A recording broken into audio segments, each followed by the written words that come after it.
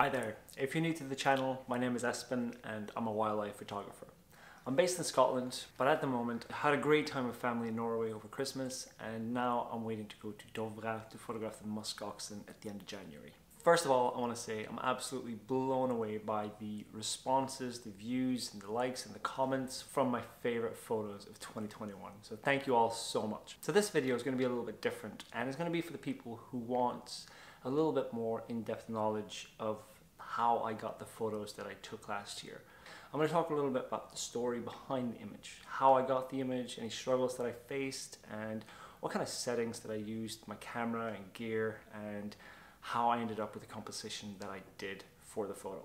First of all, let's dive right into it, and we'll start off with the snowy cold hit from January 2021. At the beginning of 2021, we were really lucky to get some snow in Perthshire. Me and my partner had just moved in close to Dunkeld, just coming up to Christmas in 2020. So this was just around the time where I started to explore the area a little bit. With the cold setting in and all the snow that came, we started to get more and more birds on our feeders in the garden. So it seemed like a really good opportunity to just focus on those birds for a little while. But after I'd taken the kind of normal image that you get, I had my feeders up positioned a little bit badly in the beginning, and I tried taking some photos when they landed on the fence, tried introducing some twigs, but I wasn't getting exactly what I was looking for. And that's when I noticed that outside our garden, there was this this tree. It's kind of it looks like a larch tree, but unlike the European larch that we have in the UK, this one actually kept its leaves over winter. So on a particularly frosty morning in January, I really liked the look of this tree, and all the needles were kind of frozen, and you really got the feel of the cold that was setting in. So that's when I had the idea of just taking the feeder that I had in the garden, and I moved it outside close to that larch looking tree. And that really worked. It wasn't a far distance, so the birds, after a while they saw it. I actually experimented with moving it further away, and that worked really well as well. I could do it in increments as long as I didn't go too far away, and I put a little bit further up the track where I wanted them to go. The birds would kind of look around a little bit in the area that I had the feeders, but then they would start to see the new place that I put the feeders, and they followed me up there. So I could actually walk quite a bit of distance if I just did it in stages. But this larch looking tree was the particular one that I really wanted.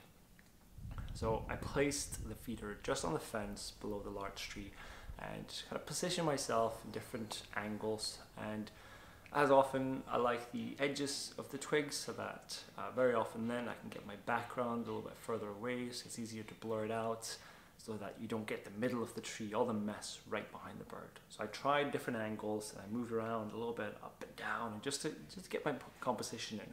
And then I also looked at where the birds were actually landing. It didn't help much if I found a twig that would look perfect but didn't land on it. So I had a mixture of a twig that I liked, and whenever a bird would land on a twig, go down to the feeder, back up, they had a few different ones that they would land regularly on. So I really tried to just stand ready and have my focus point nearby that twig. I didn't need to hide or camouflage clothing.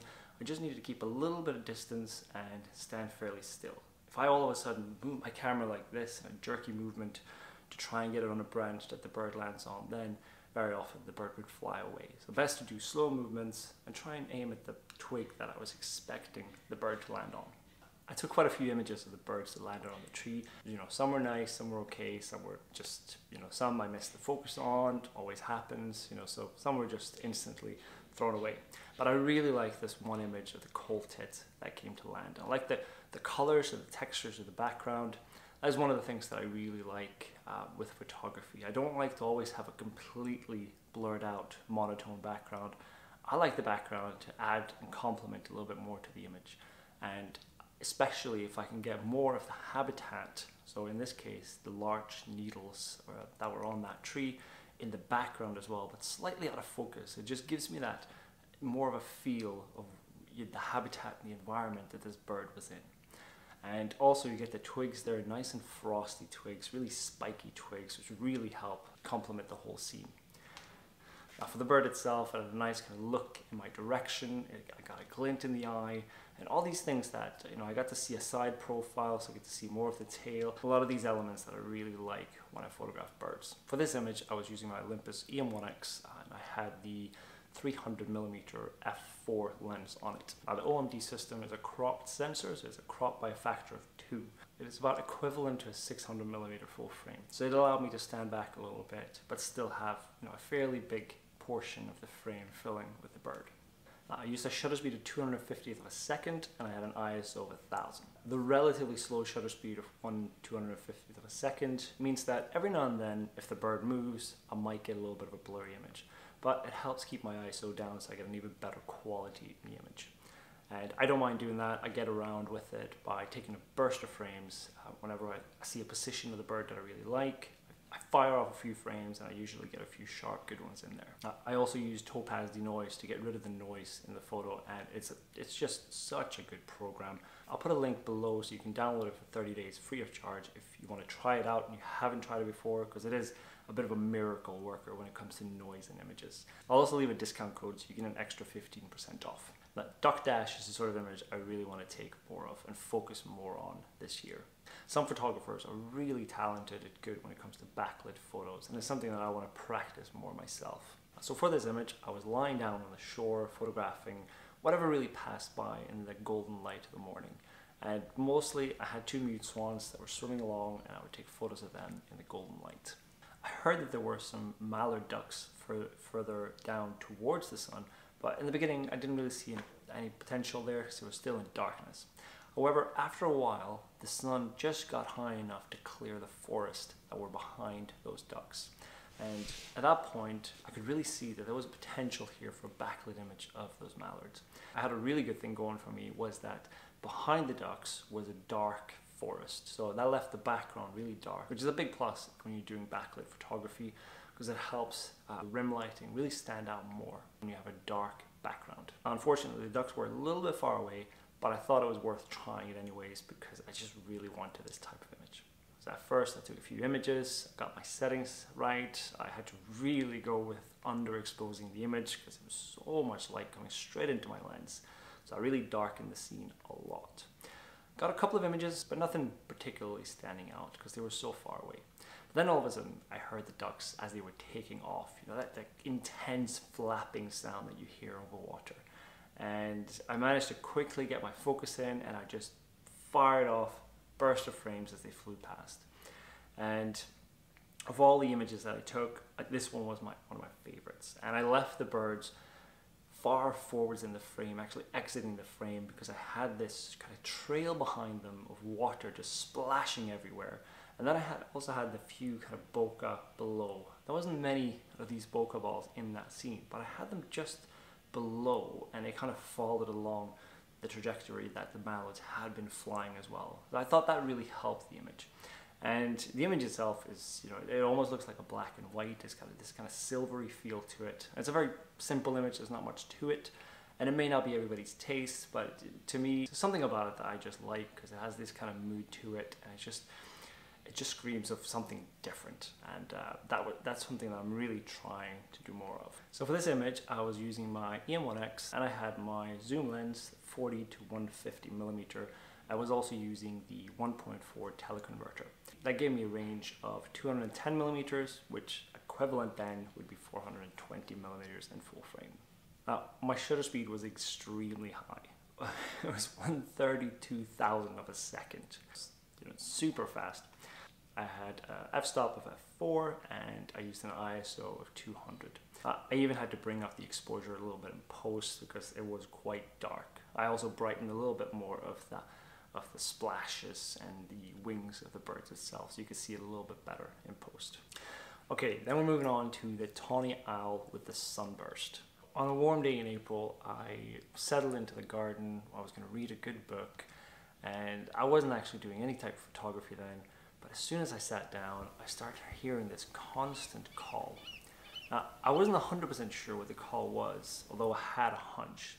And very often when I'm not sure, it's because I can exclude a lot of other birds that I know that it's not. And that's a really good tip if you are a bird photographer. Start to learn the songs and calls of birds, because it can really give you that edge of actually finding birds that you're looking for.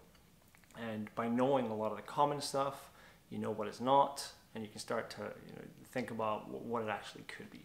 And as I said, I had a hunch that this could be a tawny owl. So it wasn't the normal tawny owl call that you hear at night where the male and the female call back to each other. So leaving my book for later, I grabbed my EM1X with the 300mm on it, got my binoculars over my shoulders, and I put my teleconverter 1.4X in my pocket. So I went out to search for an owl. Now, it was fairly close, but I couldn't find it right away. I started to circle some of the trees where I heard the call the strongest, and after a while of kind of moving about these trees, I started noticing this whiteness along the tree. And sure enough, it was whitewash. So at some point, the owl had sat above there and done its business down the tree. So I started searching a bit more, through binoculars and with my naked eye. Now, finally, I could spot what looked like the shape of an owl through a cluster of branches. So I didn't have a good view from where I was, so I walked around this area of the woodland so that I came up to the other side and I started searching again. And I found that shape of the owl in a tree, got my binoculars up, and it was just a fantastic looking tawny owl. I was absolutely ecstatic about this because this is the first tawny owl I had seen out in daylight, in good light, so that I could actually take photos of it as well. And it took me a while of actually looking at it, taking some photos, until I noticed that there was another tawny owl a little bit below it and around the tree. So I tried loads of different angles. I tried experimenting with angles, moving back and forth. And I also moved a little bit further away so that I wouldn't get this straight up diagonal at the bird. Because that's another thing you don't often want to do in photography. Is, you want to try and get to eye level, but obviously I couldn't do that, seeing that the owl was in the tree. So moving a little bit further away, and then I put on my extender so that I got the reach. That means that the angle wouldn't be as straight up as it was if I photographed from right underneath the tree. Moving further back allowed me to move that kind of angle a little bit down. I decided pretty fast that it wasn't going to work getting both owls in. I couldn't get a good image of that, so I was going to focus on just the one of them. So I got in a couple of images that I quite liked, but then all of a sudden the sun peeked behind a cloud. And I had this idea to try and get a sunburst into my frame. So I move a little bit up and down, a little bit sideways, just to get that sun as close to the bird as I could, and I managed to just get it up over the side of its head. So using the teleconverter, I had 420mm, which is equivalent to 840mm. I was then shooting wide open at f5.6 and a shutter speed of 1/250th of a second. Now sometimes when you want to get a sunburst in your frame, it might be an idea to try and increase the f-stop even more. But in this case, I was happy with what I got. So I kept it at f5.6. Now to be perfectly honest, there is something that bothers me a bit about this image, and that is that branch that comes across the front of the bird. But the fact that I got the sunburst, it was my first time photographing an owl like this in daylight. I absolutely love the experience, and that is why I made it to my top 21 images of 2021. Okay, I'm going to stop it there after these first 3 images, and I'm going to ask you guys if you like this format, if you want to see more of these behind the scenes stories with settings and techniques from the images that I got from last year.